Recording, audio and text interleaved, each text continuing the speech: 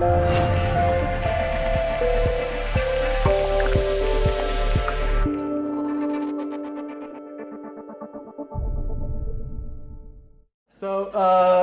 there's a little bit about Luno. Let's do this. This is completely decentralized, right? We're 200 people across the globe. We're all over the place, right? So we're in Europe, Africa, and Southeast Asia. I guess the difference between us and like European-based exchanges is we see like a different side of the world completely. So for example, in like Southeast Asia, in Africa, there's like a huge appetite for this kind of stuff because their own currencies are kind of a little bit unstable. Political situation is a little bit unstable. And also there's an opportunity for us to do really cool stuff with what we call unbanked people who don't have access to the financial system, but they have like mobile phones. So for example, in Africa, transactions are done on your cell phone. You buy stuff, you send stuff. It's kind of like WeChat, but light, right? Kind of WeChat Pay, but light. And there's amazing amounts of stuff that you can do with people who have absolutely no access to kind of banking because the banks don't want them. And the reason the banks don't want them is because they don't borrow anything, or they don't want to lend them anything, because the banks make money when you borrow shit. That's it. Credit card, bank loan, car loan, mortgage. That's the only time they make money, right? I used to work for a bank. They're cunts, right? So anyway, so that's how banks make money. But so banks don't want to get involved with these people. These people are like, what are we going to do? Crypto has a potential use case for them. In fact, Luno was one of the first participants. The UK regulator is called the FCA, the Financial Conduct Authority. They did a regulatory sandbox, which was basically, they said, hey, look, no rules in this area, come and do what you want. And we did the first cross-border transfer using crypto. So like there's huge like potential for like, for example, so if you like euro to ZAR is the South African rand, right? Euro to ZAR, if I used TransferWise or some one of these newfangled things, it takes like 2 or 3 days. But if I send a Bitcoin to you and then you convert it to crypto immediately on convert it to fiat immediately on receipt, that's like a 30-second, a minute, 2-minute transaction. That's huge. That's the kind of stuff that like literally makes organization. Has anyone heard of Swift? Yeah. So Swift obviously is this crusty organization, right? So I was in Brussels yesterday, and one of the vice chairman of Swift, who is not in this room as far as I can see, was in the room, and he was like, oh, Bitcoin isn't currency. We don't even like recognize it. And I was like, dude, people are using this stuff. Like, no one is going to, like, banks are dying in the UK. Banks are literally closing their branches because no one goes to a bank anymore, right? You don't go into a branch anymore. There was a time when, like, you could open an account only if you knew someone who banked at that branch, basically. So the bank manager, I know you. I'm the bank manager, I know you. You told me, hey, my friend wants an account. I'm saying, cool, I've known you for 20 years. That's how banks used to work. Now, banks are closing down branches because people of our generation, they don't want to go in there, right? They're like, what am I going to do? Like, there's an ATM everywhere. That's all I need. I just need cash out, or I can do everything else online. So we can just get rid of this. The thing that we need to remember, all this cool stuff that's happening, right? We're here, man. Like, the entire market cap is what, 100 billion or something right now? 113? 110. There we go. cryptomarketcap.com. So, like in terms of the general world, we're nothing. And it comes back to my point about mass adoption. Mass adoption will really only happen if one of two things happens. This market here is all institutional money, like all the pension funds and all that kind of cool stuff. So stock market, again, physical money, whatever. And then real estate, it's all money laundering anyway, so who cares? So, no, honestly, real estate is 100%. Like any kind of real estate, like London is the money laundering capital of the world because all the Russian money, all the Arab money, all the crazy stuff is. And the interesting thing about like regulation around the world right now is that we're kind of in a relatively positive space. So crypto is only really banned in a couple of countries. And when you say banned, it's kind of banned unless you do it their way, right? So like China's like crypto's banned unless you do it our way, right? Even India was like really hostile to cryptocurrency, but 3 days ago, the government has said, hey, we're going to accept proposals now for regulation. Where are we at here? So certain countries in Europe have tried to become like really crypto friendly, really early before the fifth money laundering directive came in. It's like Gibraltar and Malta. The problem is those countries are typically like kind of perceived to have weak financial systems in the sense that like money launderers love it kind of thing. So they have a little bit of a, like what I call like a credibility gap. But you know, we're in 40 countries. We'll be in 20 more at the end of this year. I still can't scroll this thing. The biggest problem when it comes to regulation in crypto, right, is that everyone, like, it's like an asshole. Everyone has one, right? Like an opinion. these are the different things that people are like, is it income? Is it an asset class? Is it a commodity? Is it a security? Is it property? All this kind of stuff.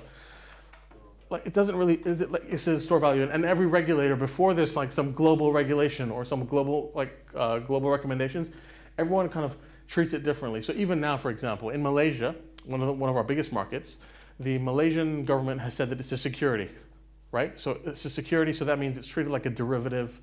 It's treated like almost like a stock kind of liquidity wise. So if you want to play in that game, just as an example, because we're looking at getting our license in Malaysia, don't tell anyone. Whatever, no. It's fine. You need to have like a market surveillance. You have to prove that you have like a market surveillance program before you can get in. So market surveillance is essentially how do you stop market manipulation. So for example, if Luno is about to launch in a new market where there's no exchange, right? I, as a Luno employee, could just buy a load of crypto, flood the local market, drive the price down or drive the price up, and basically play arbitrage on that. What are we doing to stop that kind of thing?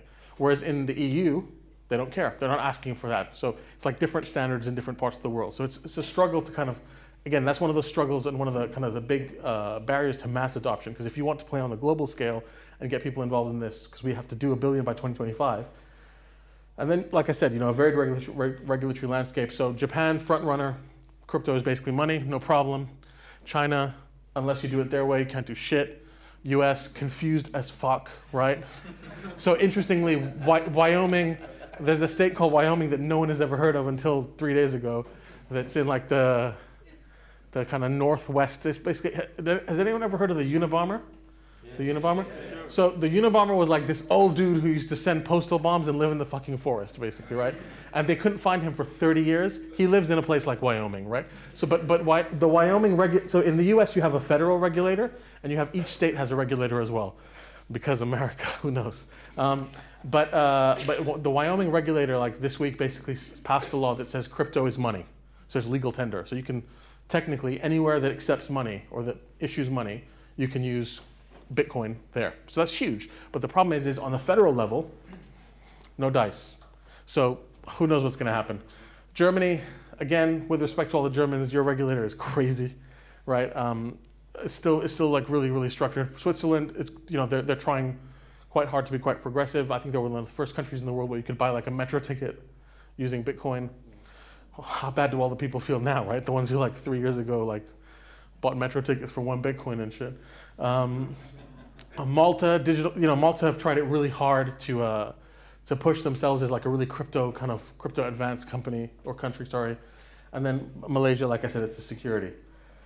The other big problem with crypto right now is taxes, right? So how are we going to tax this as an asset class? So for example, in the UK, you pay tax on crypto when you sell it, but not when you spend it. So this kind of creates some really interesting opportunities where, like, if I have Bitcoin and I want to buy a laptop, say I bought that Bitcoin at $10, now it's whatever. I can buy a laptop using that same amount of Bitcoin and no tax. But if I sell it, I pay capital gains tax the same way that like a stock or like I'm not going to read all this shit, but this is basically how it is. And can we get these slides to people later, Magdalena? Yeah, we can. We can get the slides, right? We can get the slides because I didn't go through them. So what comes next? Big thing. So I was in Brussels yesterday meeting with some very old European politicians, and they were like, I didn't have a hat on, to be fair. I was wearing a hoodie though. So we got the 5th money laundering directive, which I told you about. GDPR, interestingly, big thing about GDPR is information on the blockchain personal identifiable information, right? That everyone's asleep, but the reason that that's interesting or important is that it has ramifications for every single organization that deals with the blockchain. Because like if a Bitcoin address is a personally identifiable information, then you have to like have all of this kind of governance behind it. Like what if someone wants you to destroy all the information regarding it, the right to be forgotten, like you have to keep that information. So for a decentralized organization like some of the ones that we're talking before, where do they store that information server-wise? Because that has to be held in Europe then or on European servers. There's all this kind of craziness. So we were trying to convince these people who wrote the GDPR yesterday in Brussels that a Bitcoin address is not personally identifiable because number one, we don't even know all of them that are out there because like for example, there are a lot of Bitcoin addresses that have been receiving money like offline for a long time, and the only reason that we know about them is when they come online to convert the crypto to fiat, and then we can look on the blockchain and see, oh shit, this guy's been getting money since 2000 and whatever. So I think we're getting there, but wow, these people, they really have like they have like basic understanding problems. So it's like, not in life, I'm saying. Shit, this is going bad. No, not in life. I mean in the sense that like trying to explain to them what cryptocurrency is and what a blockchain is. And like the problem is again, because there's been no uniform view on stuff, like regulation wise, you can get cowboys who just get access to these people and feed them junk basically. So they were like, oh, someone said this to me yesterday. Oh, a Bitcoin address is like a bank account. I go, no, it's not like a fucking bank account, right? It's like a safe. That's what it's like a safety deposit box. There's a room with safety deposit boxes, and everyone has keys to them. I can go in, and there's a ledger of what went in and went out of the safety deposit box, but there's no ledger of like who has the key. And many people could have a key to a safety deposit box, just like many people could have access to a Bitcoin address. It's not like a bank account where if I open a bank account in my name, it's always in my name, no matter whether I give the password to all of you guys and say, you know what, just go crazy, right? Which I won't. No, trust me. So that's out of my wage bracket. So what comes next? So FATF recommendations. FATF is the Financial Action Task Force, right?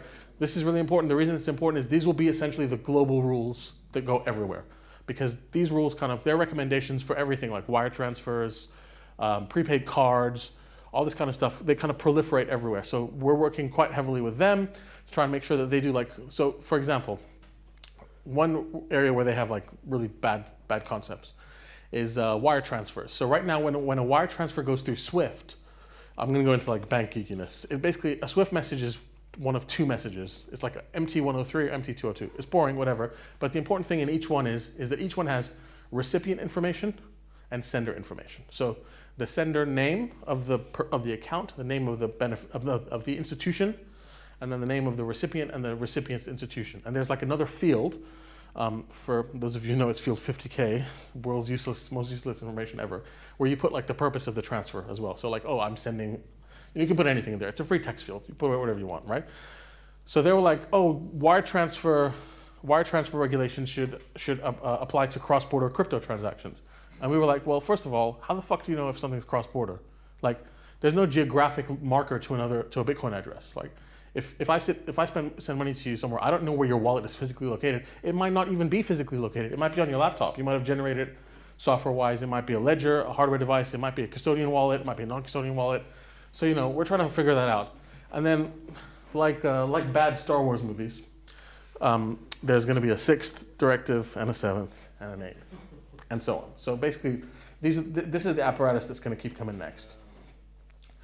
Who drives European legislation? Again, really important just to understand from a complexity perspective that there are many people invited to this barbecue, right? There are a lot of people, and everyone has an opinion.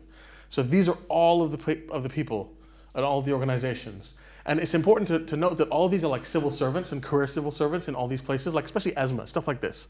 The European Securities and Markets Authority, in the European Commission, like the European Commission is elected officials, so they're gonna have like the European elections, I think are in May coming up. And then there's like a new European Parliament. And then all of these people who have like come on like on various different platforms and have no idea about cryptocurrency are suddenly making all these decisions about cryptocurrency, right? Everyone should run for parliament, that's what I'm saying.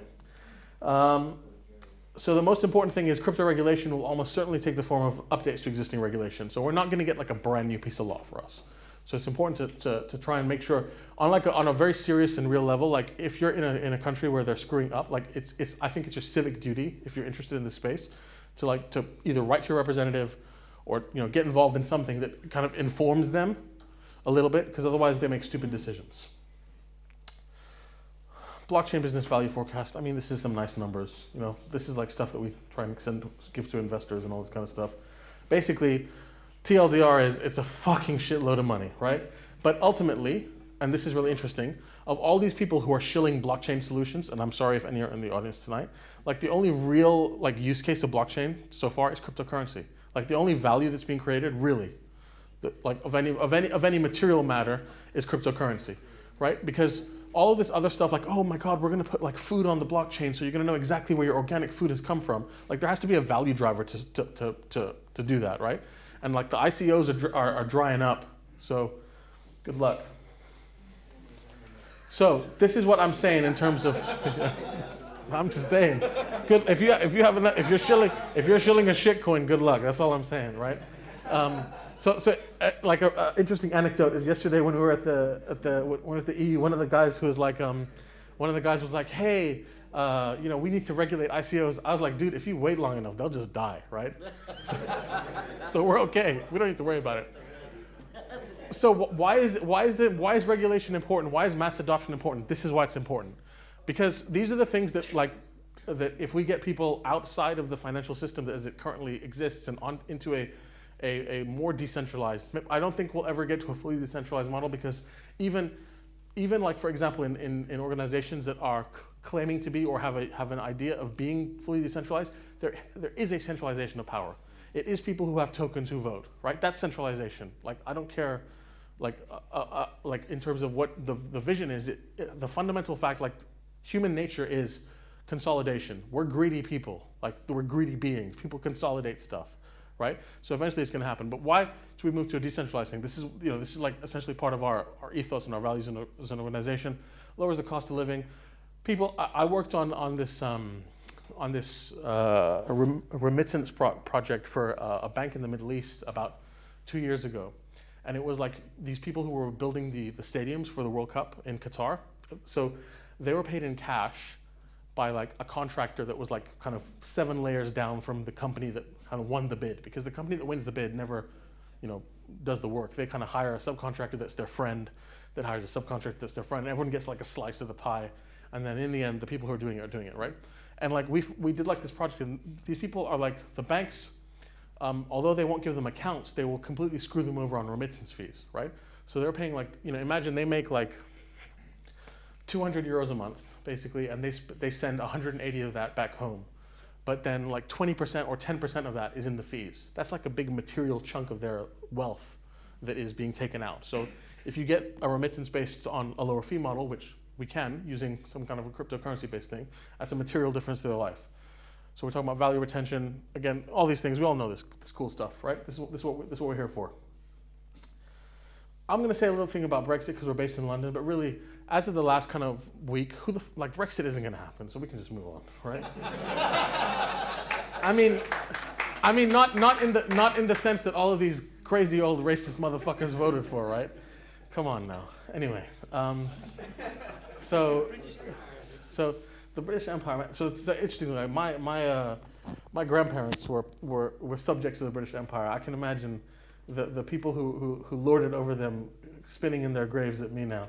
But anyway, so interestingly, this is something that we think about a little bit, because we're one of our big investors is Naspers, which is a big Dutch-based company, and obviously we have an entity in Amsterdam as well. It's currently just sitting around. We're thinking about, when we were doing our Brexit plan, we were like, we're in London, we have a license in London. Do we need to move to another country? Amsterdam is the natural place, and this is something that we think about. And from my perspective, can Amsterdam become a new fintech hub? I think it can, right? There's a lot of interesting stuff happening here. More like historically, I used to work for a company called WorldPay. WorldPay were like an old card machine company that did the card machines, but then they then bought this Dutch company that did like online payments, and they fucking went from next step to next step. Now they're the biggest payment processor in the world.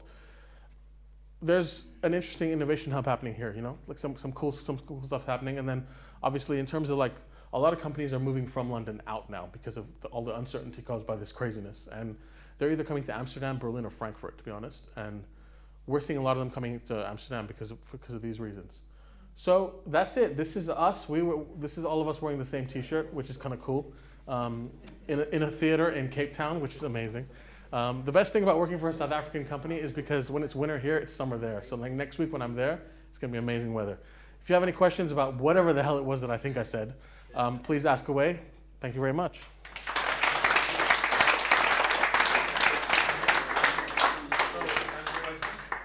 What's next? Stunned silence.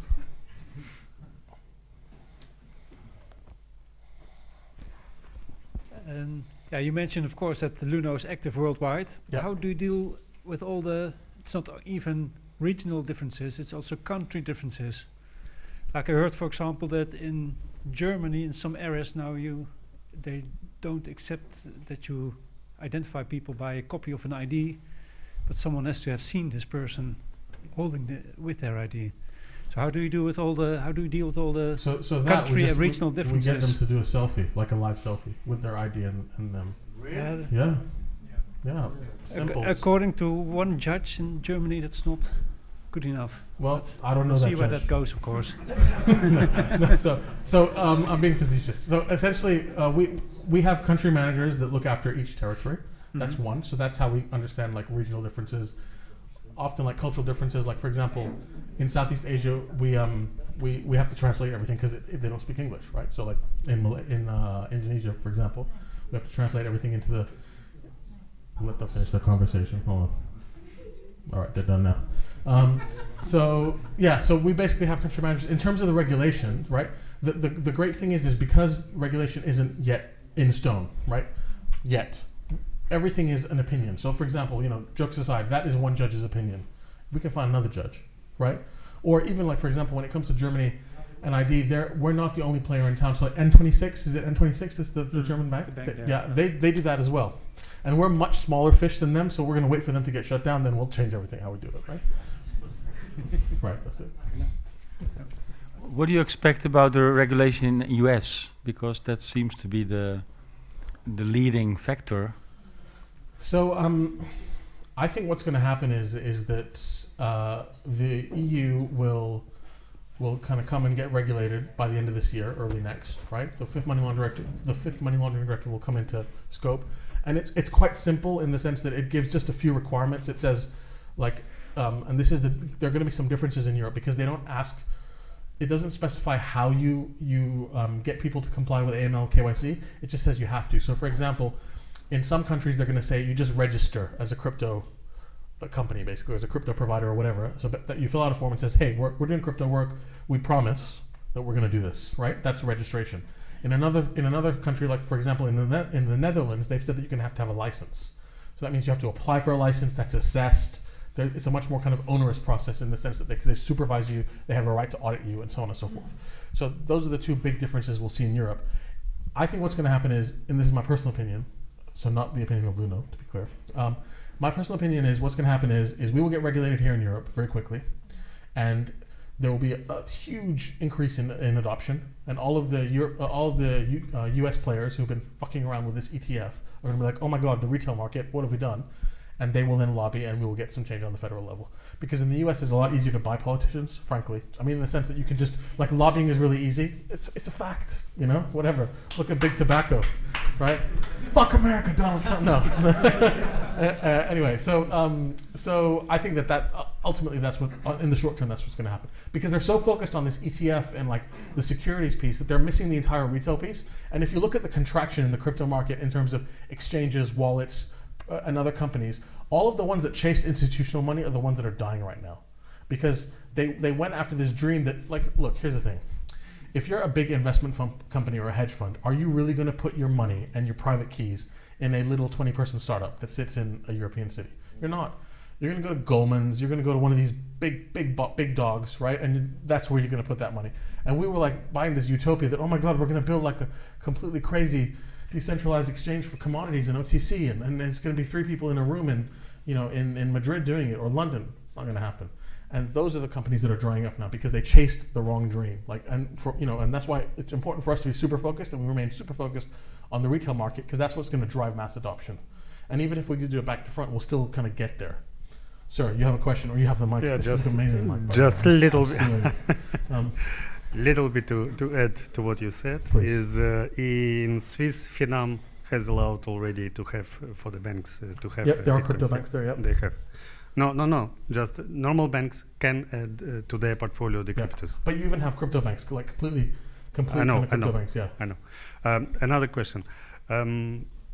You was talking about for example, Africa, where people don't have any accounts or whatever. Did you think about some and the exchange is done via a smartphone, for Correct. example. Yeah. Yeah. Did you think about some super cheap devices which can transfer, not like credit cards, but smart credit cards? Yep. So you can exchange money just like that. Yep. So it We can have- be, we have, it can. yeah. You have it I can't say already. anymore though. Okay. Sorry. I can't say anymore. Well, so like we have. It's just yeah, so- natural to make it cheap, Yes. such that they Absolutely. take it maybe for free, and then you just generate money out. of it. 100%. Like there, like so there's a lot of interesting work being done, like with like so basically what you've described is what's called an open loop solution. So it's like a reloadable solution. So you give them an instrument, and whether it's a key or wallet or card or whatever, and they can reload it like a prepaid debit card. Or you have like what closed loop solution, which is like a gift card. So a gift card, when you buy it, you can spend that money, but you can never load it again, right? So we're looking at both kind of things. There's a really interesting guy, I can't remember his name. There's like a wallet in Taiwan that's doing something like this as well, amongst like Southeast Asians, so like in the Philippines and in Thailand and so on. Like there's I can't remember the name now. Shit. Anyway, whatever. Or if you email me, I'll remember it later. But yeah, like the banking the unbanked is a use case that is just really, really interesting, and like it kind of releases liquidity that no one has ever looked at before, and it kind of, everyone's trying to like get a piece of the pie, but this makes the pie significantly bigger because there's a huge percentage of the world that remains completely out of the current financial system, and if you can, financial inclusion is like one of the big kind of world like MLDB goals as well, right? It's 50%, something like Exactly. of the population. How can you And- cash out if you don't have a bank? So the way the question was is how can you cash out if you don't have a bank? So they essentially cash out onto their mobile Yeah. balance, and then they can spend that mobile balance in a multitude of other places. So for example, you can convert your crypto onto your mobile, and that's money, and then you can pay your rent that way, or you can send money to someone else that way, or you can buy something that way. The same way that if you look at like WeChat Pay, for example, and this is driven by the adoption and by like the proliferation of payment acceptance. So payment acceptance is a really big thing. Basically, the simple thing is how crypto is working. Crypto is working without any bank account. No, but yeah, but let's say if you're The in end user. Africa or you are in, I Yeah. saw you're in Jakarta, Yeah. I sent some Bitcoin to Jakarta, but they're So you spend it. It's like, so for example, companies like Simplex and Coinify, what they do is they allow web-based merchants to process crypto, accept crypto, and kind of sell them goods so you can buy a laptop using crypto. So that's how you get out of that situation. But this is my first point. My very first point is no matter where you are in that loop, you still need to enter via fiat. And this Yeah. is why it's important Yeah. that in the current situation that you need to play well enough with the regulation that you don't get come and shut down because you're letting money launderers do whatever they want. We have a question in the back from the gentleman. Please don't make it a programming question, man, because I've been listening to your questions all night.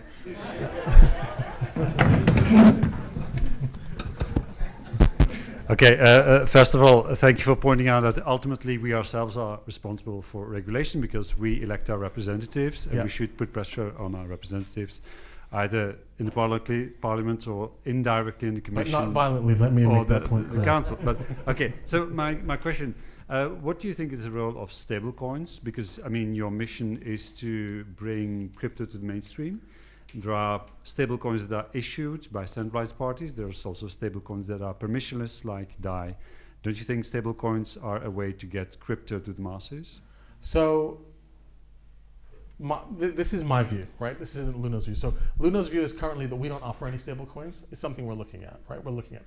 The stable coins, I think, are the ultimate irony because you have an instrument that is not stable, like a currency, right? That is manipulated by, that is controlled by, and then you're pegging something that's unstable to something that's unstable. I think that the role of the stable coin, where it's truly interesting, and I think it's Lithuania where they're doing this project right now, where they're letting you buy a physical, like a physical coin that has like a QR code on it that then is a representation that you can store. It's a stored value representation, so you can't spend it, you can just store it, and then you can cash it out at another time. I think stablecoins are an interesting prospect. The problem is that fundamentally right now that like if you look at like the geopolitical nature of the world right now, that like let's take the dollar. if because of this trade war tomorrow China decides that, hey, guess what, we're not going to hold our reserves in dollar anymore, watch what happens to the price of the dollar. It will go straight down. The US went to war in the Middle East how many times because of situations surrounding that? Like if the Saudis tomorrow, if the GCC, the Saudis, the Qataris, the Emiratis, if they decide that, hey, guess what, we're going to unpeg our currencies from the dollar, right? Which they made a decision to peg, so they made that decision once, and they decide to unpeg, dollar value goes straight through the tank, because right now they're huge consumers of the dollar. So I personally remain a little bit skeptical about stablecoins from a long-term perspective, but in the medium-term perspective, I think they hold some value. However, the problem with stablecoins that I have is that everyone and their dog is now kind of coming out with their stablecoin.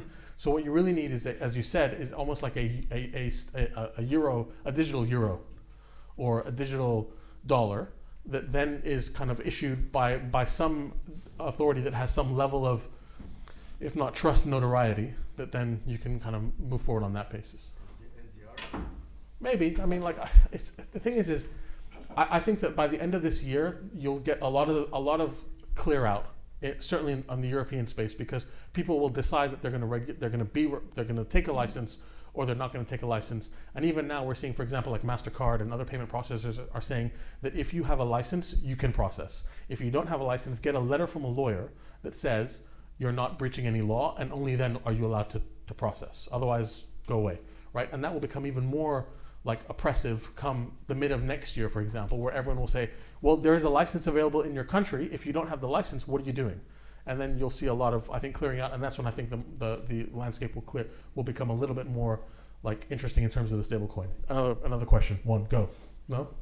Well, I mean, most stablecoins are USD denominated now. Maker is planning to get a euro DAI as well. And the nice thing is you can choose yourself. I mean, if you think USD is stable for you because it correlates with your living expenses, you choose a USD peg stablecoin. If you can use a euro stablecoin, it's all out of free will.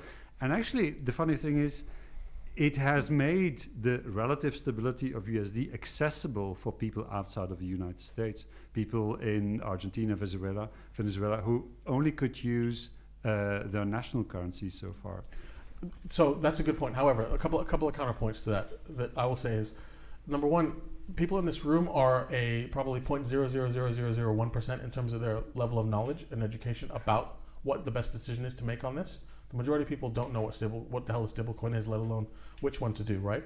And secondly, I think it's a fundamental difference, I guess, on how the view of the duty of government is held in different countries. So, for example, yesterday, it was very clearly said that the duty of government, the duty of the European Union, in their own words, is to make sure that people have access to the right decisions, so that the wrong decisions are filtered out. So whilst I agree that we can make any choice and get any stablecoin you want, the government might take a view that you can only choose this thing of stablecoins. And in response to the second point of your question, yeah, perhaps people in Venezuela have access to a different degree of stability. But like, you know, like, what's the difference between that and say any other cryptocurrency in a mature market? I don't know, because we're not there yet. But both are valid points. Well, the market is not mature yet, so these are highly volatile assets. Correct. But I just wanted to add to the point just made that essentially you could the type of mechanism that Maker has, you could essentially peg any asset to that. So you could essentially have a gold stable coin under the Maker system as well if you wanted, or an SDR. And there are companies. Apple stock even. There are companies that are doing that anyway. Like, for example, Iran yesterday, 4 banks in Iran yesterday or the day before said that they're making their own cryptocurrency pegged to gold. Right, but that's very different, because then you're still trusting Iran, which you might want to think twice about. But what do you mean by trusting Iran? Because it's not the Iranian government. I'm not sure about the exact details of this, but well, this is what I'm saying. It's institutions, the same way that like any institution that creates a stable coin, you're right. But the reason why Maker is special is because there is no institution. It's a decentralized DAO, right? Yeah, but fair enough. I mean, like, I think the point is like I said, it's an interesting mechanism, and there are already, for example, there's a couple of African-based gold mining companies that are actively exploring like a gold coin peg, like a physical, like the old days where there was like a nugget of gold in Fort Knox for every dollar that was out there. There's a few projects doing that, like DigixDAO has been doing that for years. Exactly. That's a Digix DAO T-shirt by coincidence. All right, I think we've finished shilling Yeah. Ethereum network layers now. So next question. So anyway,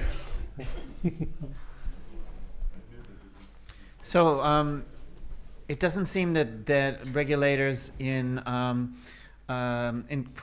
at governments that are now imposing more strict regulations, that they feel much of a competition by jurisdictions that are very relaxed. Although, say, Singapore or Malta or Switzerland previously were more relaxed and attracted a lot more business. If you agree with that, why doesn't that seem to be the case? well, I think the thing is like so like Gibraltar and Malta. Like, let's take Malta as an example. The Maltese regulator is under investigation by the European Commission, right? The financial regulator. So any business that sets up in Malta or has set up in Malta, and there are a number of crypto businesses. I know like one, for example, an exchange that set up and got a license. They have that that stain attached to them by being in Malta. And the problem is if the traditional financial system of a country is problematic, then access to things like correspondent banking and the entire old school system is at stake. So Cyprus had this issue, for example, post the haircut in 2008, because they had this rule that, hey, if you invest 200K into the country, after 6 months you'll get permanent residency. So all this Russian and Ukrainian money came in, and like now they're all permanent residents and citizens of the European Union. And then their banks started getting their dollar correspondent banking shut down. Does everyone understand correspondent banking, by the way? Anyone not understand it? Okay, so correspondent banking is this, like, so for example, if I want to send you dollars from a European bank, that money has to go to a bank that clears dollars, that has a license to clear dollars and a license to process dollars, because not all banks have those licenses. So every European bank will have a US based bank as a partner where they send the dollars to clear, basically. So if, for example, tomorrow the Bank of Cyprus loses their dollar partner, they can't send dollars to the US, because every US dollar, and this is interestingly enough one of the things about the dollar stablecoin that people don't realize, every US dollar is property of the US government, so the US can come after you if you have a dollar. And there was an exchange, I think somewhere in the Bahamas or in the Caribbean, that had nothing to do, no bank accounts in the US, no customers in the US, but they dealt with dollars. And because they dealt with dollars, the US were able to convince whatever institution to shut their website down, to shut down, like to null their company registration and so on, because of all the craziness that was going on. So like the Department of Justice are just, they make money by this. So that's what a correspondent bank is. So like the point about like that is you still have those connotations. But Singapore is an interesting one where they kind of flip-flop. So they were like, yeah, whatever. And then all of a sudden they were like, a couple of things happened. They were like, we're going to put this on lockdown. Now the MAS, which is the Monetary Authority of Singapore, which is their regulator, they've come out with some rules which are reasonably progressive. But Singapore has always had that reputation, right? Like, so Singapore has always had that reputation. I think that kind of, again, in 12 months' time, when the market is like reasonably thing, then again, you have to have other things that are going to bring you in. So, for example, when the Japanese were looking to where should we make car factories in Europe, all the European countries like lined up and built them golf courses, gave them tax sweetheart deals, and all this kind of stuff because they wanted to lure them. I think that's what we'll see again. One more question from this gentleman here. Hold on. Here. That there's not going to be a Brexit. In the original, in the way that No, it was I originally understand, planned, yeah. but Just caveat that. just in the odd case it's going to be a no-deal Brexit, Yeah. then UK may be an interesting market to set their own rules, and So I live in the because UK. they're not tied to any international, at least no longer tied to a lot of international agreements, and not to European agreements. Correct. But the problem. So here's the thing that about Brexit. When like it's kind of to go deep down into it. The European Union and the UK have been entwined for like 30 years, right? So every single thing that is done in that country has something related to the European Union at large. So to untangle that in 2 years, impossible. For number one. Number two. So if there's a hard Brexit, if there's no deal, right? Essentially what I expect will happen is right now the government. And we're fucking going deep into politics right now. But the government is in union with these crazy people from Northern Ireland, right? And one of the things that they want is a free border between Northern Ireland and the Republic of Ireland, which is impossible and for a hard Brexit. So if there's a hard Brexit, what happens is they leave the coalition, there's a general election, the opposition win, and we go back into the EU, the end.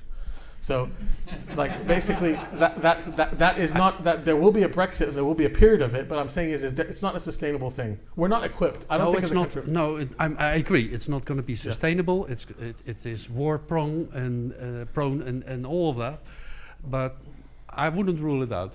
Well, I mean, the thing is the problem you have now is like, and again, we're going to talk about my mom again. So I went to go see my parents the other day, and my mom goes, I was hearing that because of Brexit, we need to like buy toilet paper and baked beans and all this shit.